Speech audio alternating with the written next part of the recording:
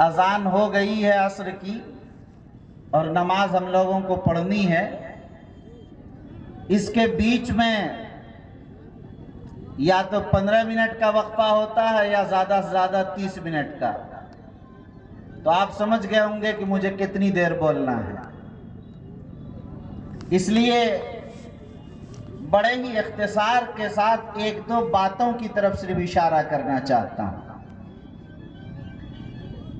پہلی بات مجھے یہ عرض کرنی ہے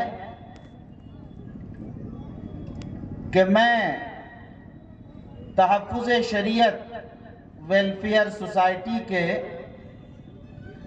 جو ذمہ داران ہیں ان کا میں شکر گزار ہوں اور شکریہ ادا کرنا چاہتا ہوں اور انہیں مبارکباد پیش کرنا چاہتا ہوں کہ سیمانچل کے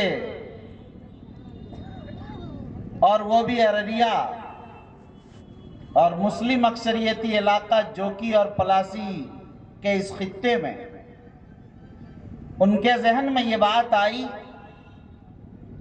اور اس فکر اور سوچ کے ساتھ انہوں نے اس تنظیم کو قائم کیا اور اس کے تحت کام کر رہے ہیں۔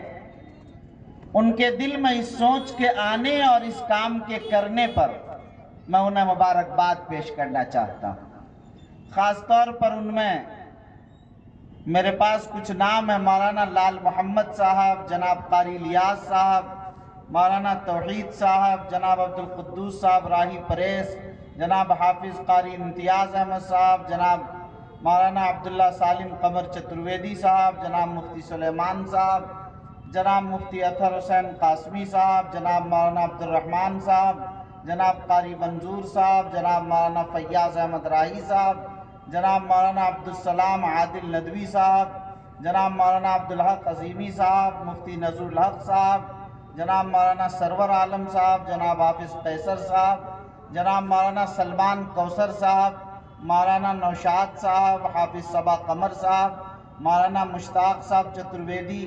ان کے علاوہ جوکی ہاٹ کے سینکڑوں اور اطراف و جوانب اور قرب کے سینکڑوں ہزاروں افراد جو اس تنظیم سے وابستہ ہیں اور تعلق رکھتے ہیں، ان سب کو مبارکباد پیش کرنا چاہتا ہوں۔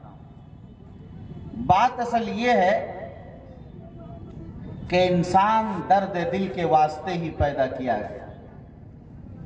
اقبال نے کہا تھا کہ درد دل کے واسطے پیدا کیا انسان کو، ورنہ طاعت کے لیے کچھ کم نہ تھے کرو بیاں، عبادت کے لیے تو فرشتے کافی تھے۔ ہزاروں نہیں لاکھوں برس سے کوئی سجدہ میں ہے تو لاکھوں سال سے سجدے میں، قیام میں ہے تو قیام میں، جلسے میں ہے تو جلسے میں، قعود میں ہے تو قعود میں، رکوع میں ہے تو رکوع میں، قرات میں ہے تو قرات میں۔ وہ تو سینکڑوں ہزاروں نہیں لاکھوں سال سے اسی طرح لگے ہوئے۔ وہاں تو لا یعصون اللہ ما امرہم ویفعلون ما یؤمرون کا معاملہ ہے، پل جھپکتے برابر بھی وہاں نافرمانی کا کوئی تصور اور شائبہ بھی نہیں۔ ظاہر عبادت ہی اگر اللہ کو مقصود ہوتا تو فرشتے اس کے لیے کافی تھے۔ یہ انسان تو عبادت کے ساتھ شرارت بھی کرتا ہے، یہ انسان تو اطاعت کے ساتھ معصیت اور نافرمانی بھی کرتا ہے، یہ انسان تو منصف ہونے کے ساتھ ظلم بربریت کا ننگا ناچ بھی کرتا ہے۔ اس انسان کے یہاں جہاں سچائی ہے وہاں ان کے یہاں جھوٹ، افترا، پردازی بھی ہے۔ یہ انسان عزت و عظمت دینا چاہتا ہے، تمہیں ذلت و رسوائی اور نکبت کے گڑھوں میں ڈال دینا بھی چاہتا ہے۔ یہاں محبت ہے تو دشمنی بھی ہے۔ سانپوں کے مقدر میں وہ زہر کہاں ہوگا، انسان عداوت میں جو زہر اگلتا ہے۔ یہاں محبتیں بھی اتنی ہیں اور دشمنیاں بھی اسی طرح ہیں۔ انسان کا اتار چڑھاؤ، انسان کا نشیب و فراز، انسان کی ترقی اور تنزلی، مزاج کی رنگا رنگی، ان کی فطرت کی بقلمونیاں ایسی عجیب و غریب ہیں کہ دوسری کسی مخلوق میں یہ چیز نہیں ملتی ہے۔ جب انسان کو پیدا کیا تو خلیفۃ الارض بنایا، خلیفۃ اللہ بنایا۔ اللہ نے کہا کہ روئے زمین پر میرا خلیفہ نائب انسان ہے، فرشتہ نہیں ہے، جنات نہیں ہے، شیطان نہیں ہے، جانور نہیں ہے، چرند پرند نہیں ہے۔ اگر میرا خلیفہ، میرا جانشین، میرا نائب ہے تو انسان ہے۔ مسجود ملائک بنا دیا حضرت آدم علیہ السلام کو، یہ بتانے کے لیے کہ ساری مخلوقات میں افضل انسان ہے۔ لیکن یہ بات سمجھنے کی کہ انسانوں کو پیدا کس لیے کیا گیا؟ انسانوں کو پیدا اس لیے ہی کیا گیا، وَمَا خَلَقْتُ الْجِنَّ وَالْإِنسَ إِلَّا لِيَعْبُدُونَ، انسانوں کو پیدا ہی اسی لیے کیا گیا تاکہ انسان ایک فرد سے دوسرا فرد حوا پیدا ہو، اور پھر حوا کے ذریعے من ذکر و انثی وجعلناکم شعوبا وقبائل، خاندان اور افراد پیدا ہو جائیں، ضلع بن جائے، اسٹیٹ بن جائے، ملک بن جائے، پھر بر اعظم بن جائیں، بر صغیر بن جائیں، امریکہ کینیڈا بن جائے، پھر دنیا بن جائے، عالم کا تصور ہو جایا کرتا ہے۔ اسی لیے یہاں اصل بنیاد وہی درد ہے، اجتماعیت ہے، ایک دوسرے کی غمخواری ہے، ایک دوسرے کے کام آنا ہے، ایک دوسرے کے لیے سوچنا ہے، سماج کو بڑھاوا دینا ہے، سماج کا تصور قائم کرنا ہے، آئلی نظام بنانا ہے، خانگی نظام بنانا ہے، ایک دوسرے کی عزت و احترام ہے، ایک دوسرے کا خیال ہے، ایک دوسرے کے وقت پر کام آنا ہے، یہی انسانوں کا نظام۔ جانور تو صرف گھاس کھا لیتے ہیں، انسان تو ایک سالن کھاتا ہے تو 25 مسالہ ڈالتا ہے، اور ایک سالن نہیں 4 سے 5 سالن کھاتا ہے تو 100 کھانا تو ایک بار میں کھاتا ہو۔ یہاں اجتماعیت کا نظام، اجتماعیت کا کئی چیزیں جوڑ کر، وہ کرتا بھی پہنتا، پاجامہ بھی، وہ ٹوپی بھی پہنتا اور پگڑی بھی، وہ شیروانی بھی پہنتا اور صدری بھی، نہ معلوم ان کے یہاں اجتماعیت کا نظام ہے، ہر چیز میں انفرادیت کچھ نہیں۔ اگر آدمی چاہے کہ چاول ہم خود تیار کر کے کھا لیں، وہ نہیں کھا سکتا ہے۔ ہل کون جوتے گا، وہ بیج کون ڈالے گا، پیداوار کہاں سے آئے گی، وہ میلوں میں کیسے جائے گا، وہ چاول بن کر کیسے آئے گا، اسے کون پکائے گا، کون کھلائے گا، سینکڑوں ہاتھوں سے گزر کر کوئی چیز وجود میں آیا کرتی۔ یہ اجتماعیت کا نظام۔ آج ہم جو اجتماعیت کے نظام میں ہیں، یورپ کے اور امریکہ کے، اور اس فیشن کے دور میں، اس دور ترقی میں، اس دور معیشت میں، اور اس دور معاش میں، اور ایسی تہذیب اور ثقافت کے ایسی رنگا رنگی میں ہمیں یہ تصور ہونے لگا کہ ہم پھر اسی طرح متاثر ہو کر انفرادیت کی طرف جا رہے ہیں۔ آپ دیکھ رہے ہیں کہ سڑک پر ایکسیڈنٹ پڑا، ہاتھ پیر کٹے، سر پھوٹا، لیکن کوئی رکنے کے لیے تیار نہیں، کسی کے پاس وقت نہیں، دوسرے کے لیے کوئی فکر نہیں ان کے پاس۔ سماج میں ایک جگہ تو مرغا اور قورمہ اور بریانی چل رہی ہے، دوسرا آدمی بھوکا سو رہا ہے۔ ایک آدمی کا علاج تو اپولو اور ایمس اور میدانتا میں ہو رہا ہے، اور دوسرے شخص کو پڑوس کے کسی MBBS ڈاکٹر کا علاج بھی اس کو نہیں میسر آ رہا ہے۔ یہ جو افراط و تفریط ہے، یہ جو غربت اور مالداری کی شرح ہے، یہ جو ایک دوسرے کو نہ پوچھنے کا مزاج ہے، یہ مزاج بڑھتا چلا جا رہا ہے۔ آپ کو پیدا صرف اس لیے کیا گیا ہے کہ آپ درد دل رکھیں اپنی قوم و ملت کے لیے، اس لیے کہ یہ خلق ہے، عیال ہے اللہ کی، الخلق عیال اللہ۔ اسی لیے کل قیامت کے دن اللہ تعالیٰ پوچھیں گے، میں بیمار تھا، تم نے میری مزاج پرسی نہیں کی، کہ یا اللہ آپ بیمار، آپ تو شافی مطلق ہیں۔ کہا جائے گا کہ فلاں شخص بیمار تھا تمہارے پڑوس میں، اگر تم ان کی مزاج پرسی، تیمارداری، ان کی عیادت کرتے تو تم مجھے وہاں پاتے۔ اللہ کہیں گے میں بھوکا تھا، تم نے مجھے نہیں کھلایا۔ اللہ کہیں گے یا اللہ یہ آپ اور بھوک، آپ تو ساری دنیا کے کھلانے والے ہیں۔ اللہ فرمائیں گے فلاں تمہارے پڑوس میں بھوکا تھا، تم نے اس کا خیال نہیں کیا، اگر اس کو کھلاتے تو تم مجھے ان کے پاس پاتے، وغیرہ۔ یہ لمبی حدیث قدسی ہے، اس کے اندر یہ فرمایا گیا۔ معلوم ہوا کہ یہ جو مخلوق کی خدمت ہے، یہ بڑا نظام، بڑی اہم چیز ہے۔ انسان پیدا ہی اسی کے لیے کیا خصوصیت سے۔ عبادت تو اور لوگ بھی کرتے ہیں، عبادت اور بھی کرتے ہیں، لیکن خدمت خلق جو ہے خدا اسی سے ملا کرتا ہے۔ خدمت خلق کے اندر یہ چیزیں اللہ نے رکھی، ہماری اور آپ کی اسی لیے ذمہ داری دی گئی ہے کہ ہم اور آپ دیکھیں کہ آپ کے سماج میں کوئی مکتب ہے یا نہیں، اگر مکتب ہے اور اس کا نظام درست نہیں ہے اور مالی طور پر استحکام نہیں ہے، آپ کی ذمہ داری ہے کہ اس مکتب کو کھڑا کریں، اس کے معیار تعلیم کو، اس کے معیار نظام کو، اس کی تنخواہ کو، ان کے معاملات کو ترقی دینے کے لیے آپ آگے بڑھیں۔ اگر آپ کے یہاں مکتب مدرسہ ہے یا نہیں، مدرسہ ہے تو اسے ترقی دیجئے، مدرسہ نہیں ہے تو اسے قائم کیجئے، اسے چلائیے اور آگے بڑھائیے۔ آپ کے یہاں اسکول ہے یا نہیں، اگر اسکول ہے اسے آگے بڑھائیے، اس کی مدد کیجئے، بچے دیجئے، تعاون کیجئے، ترقی کے لیے سوچئے۔ اور اگر نہیں ہے تو آپ اسلامک اسکولز قائم کیجئے۔ آپ کی آبادی میں کوئی کالج ہے یا نہیں، اگر نہیں ہے تو آپ کی ذمہ داری ہے کہ آپ ایک کالج قائم کریں۔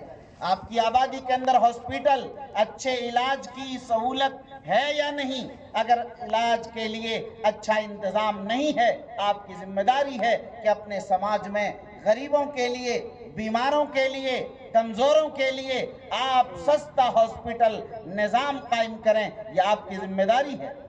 میرے بھائیوں، یہ آپ کے یہاں دارالفتہ ہے، آپ کے یہاں دارالقضاء ہے، یہ اسلامی عدالت کا نظام ہے یا نہیں؟ آپ کے یہاں تبلیغی جماعت کا مرکز ہے جہاں سے دین کی دعوت کا اور جماعت تبلیغ کا نظام چل رہا ہے یا نہیں؟